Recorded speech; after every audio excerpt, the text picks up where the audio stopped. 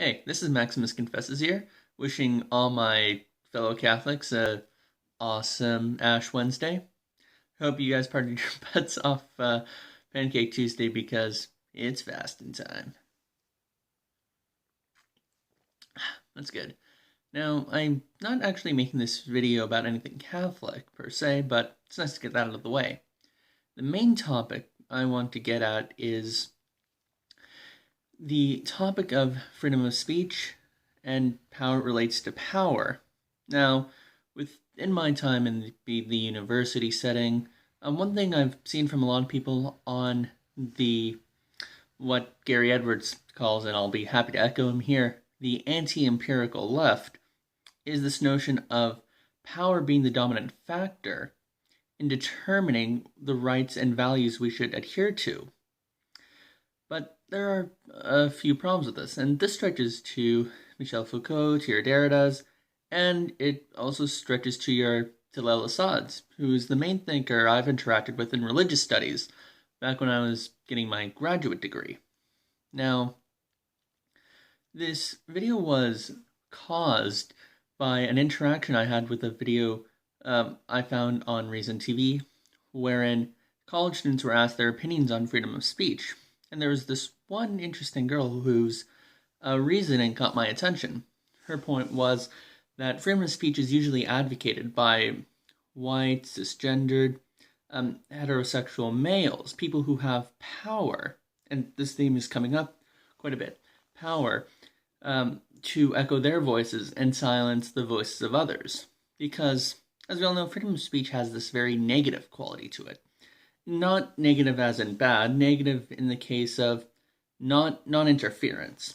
The whole notion of freedom of speech, as it comes to from governing enterprises, governments, all of that, is that governments don't interfere with your right to say what you will, but rather that they will not put any unreasonable blockage into saying what you have to say.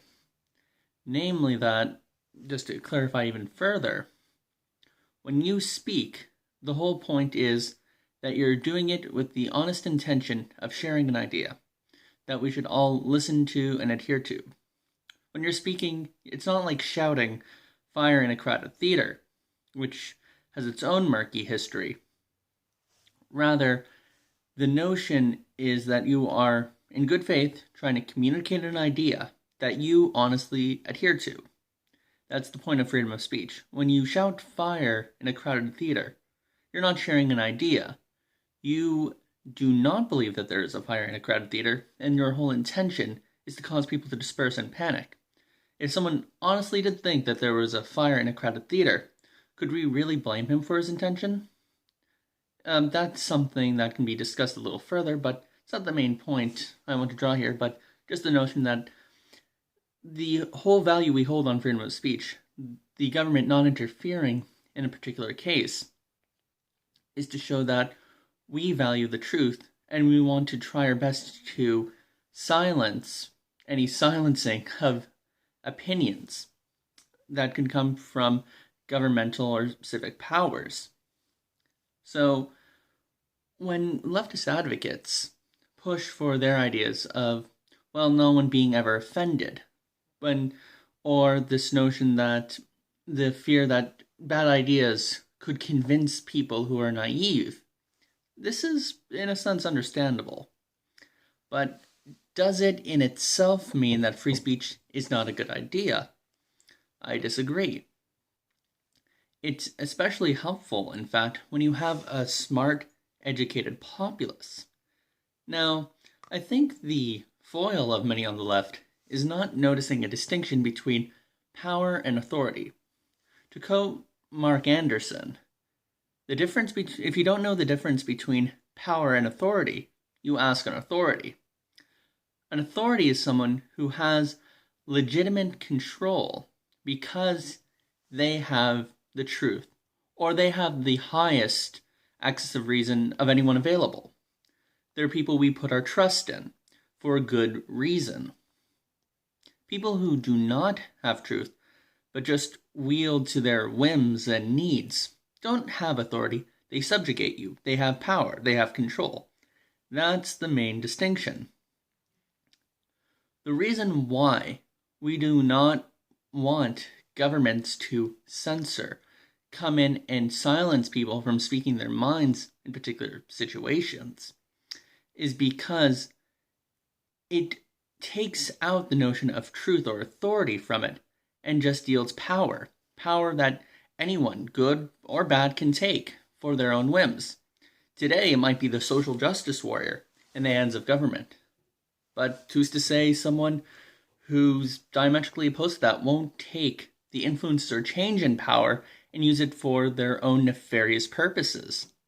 This is what's really scary. This is why ideas of all stripes should be encouraged. The dangerous ideas, ideas that we think are ridiculous, because we always have to be vigilant. This is why it's important to keep hearing the white supremacist, the black supremacist, the racist, the sexist, the homophobe, ideas that we honestly do not like. The atheist should be heard. The fundamentalist should be heard. We need to keep hearing their ideas because it behooves us as a people to respond to bad ideas. Because if they're not brought out in the light, then they will work themselves in the darkness. And good, honest intellect and inquiry seems to me the best disinfectant for bad ideas. I constantly want my ideas to be challenged. I'd hope you, my viewers, also want your ideas to be challenged. I might mock or insult, and others do too. But if there's no honest inquiry about it, then none of that helps us out at all. So I'm going to put the sources I've kind of referred to, the Reason TV video. I'm also going to link the Amazon .ca and .com link to Mark Anderson's excellent book on the subject. I'd encourage anyone to pick it up. It's cheap at Kindle.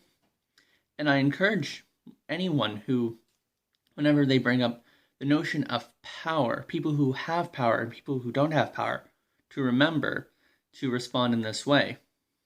It's nice that you bring up who has and who hasn't power, but the real question is, does who have power have authority? And if they lack authority, and you show this by your own reasoning, because they lack any justification for any basis of yielding their power, then what should we do to change that? Because it's never going to be an answer of who has and who hasn't power. It should always be a reason of who has the truth and who should and ought to be the authority in this case. And authority, let me remind you, is not a bad term, because there are people who claim to yield power with good justification, and there are people who will claim to be authorities, but really are just exerting powers. I thank you, and have a terrific Ash Wednesday.